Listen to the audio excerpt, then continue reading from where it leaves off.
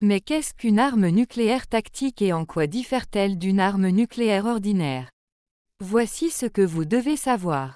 Tactique versus stratégique. Les ogives tactiques font référence à celles conçues pour être utilisées sur un champ de bataille limité, par exemple pour détruire une colonne de chars ou un groupement tactique de porte-avions si elles sont utilisées en mer.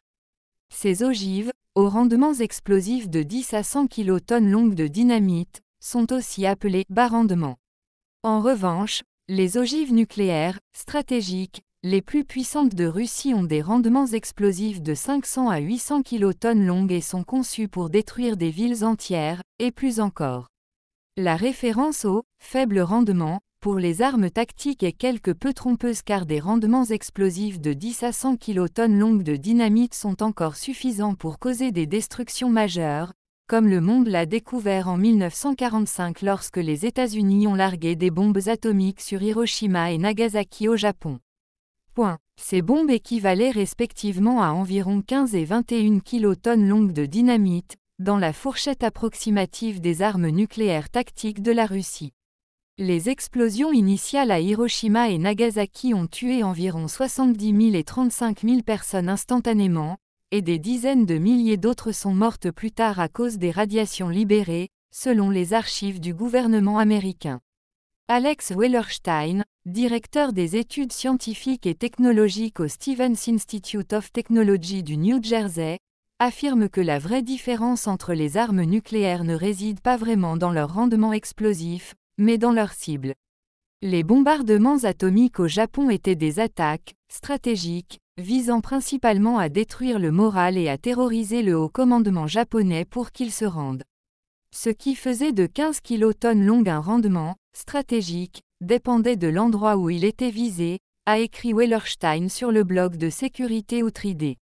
Plus tôt cette année, d'autres, dont l'ancien secrétaire américain à la défense James Mattis, disent qu'il n'y a aucune différence. Je ne pense pas qu'il existe une arme nucléaire tactique. Toute arme nucléaire utilisée à tout moment change la donne stratégique, a déclaré lors d'une audience au Congrès en 2018. Que se passerait-il si la Russie en déployait un? La Russie, et avant elle, l'Union soviétique, a constitué et entretenu un important stock d'armes nucléaires tactiques. La pensée initiale était que l'utilisation d'une arme nucléaire sur un champ de bataille donnait aux dirigeants la possibilité de faire une frappe décisive qui pourrait éviter la défaite sans recourir à l'utilisation de leurs plus grosses armes nucléaires, qui après une contre-attaque apporterait un échange nucléaire mettant fin à la civilisation, selon l'Union of Concerned Scientists. Sur son site web, l'organisation qualifie cette pensée de défectueuse et dangereuse. Les armes nucléaires tactiques introduisent une plus grande ambiguïté, augmentant la possibilité qu'un pays puisse penser qu'il pourrait s'en tirer avec une attaque limitée, a déclaré l'organisation. Certaines analyses appuient cette théorie. Un commentaire publié cet été par Siddharth Kaushal et Sam Cranie-Evans du Royal United Service Institute, RUSI, britannique indique que l'utilisation d'armes nucléaires tactiques contre des centres de commandement ou des bases aériennes en Europe pourrait limiter les pertes civiles dans les zones environnantes. Par exemple, le rapport de la Russie indique que l'utilisation d'une bombe nucléaire tactique dans le Sulwaki Gap, la frontière terrestre entre les alliés de l'OTAN, la Pologne et la Lituanie, qui sépare la Russie de Kaliningrad de son voisin, la Biélorussie, ne pourrait faire que des centaines de victimes civiles. La réalité est probablement loin de là. Les jeux de guerre américains prédisent qu'un conflit impliquant l'utilisation d'armes nucléaires tactiques deviendra rapidement incontrôlable, a déclaré le blog de l'Union of Concerned Scientists.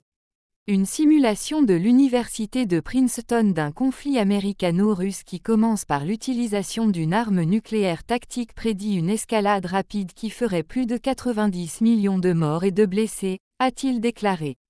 Répondant à la menace de Poutine la semaine dernière, la campagne internationale pour l'abolition des armes nucléaires, ICAN, affirme que l'Europe de 2022 est un endroit beaucoup plus dangereux pour utiliser des armes nucléaires que le Japon de 1945, qui avait une population plus petite et était relativement isolée. Dans l'Europe aujourd'hui, une seule détonation nucléaire tuerait probablement des millions de milliers de civils et en blesserait bien d'autres, Les retombées radioactives pourraient contaminer de vastes zones dans plusieurs pays, a déclaré l'ICAN sur son site internet. Les services d'urgence ne seraient pas en mesure de réagir efficacement et une panique généralisée déclencherait des mouvements massifs de personnes et de graves perturbations économiques. Des détonations multiples seraient bien sûr bien pires, a-t-il ajouté.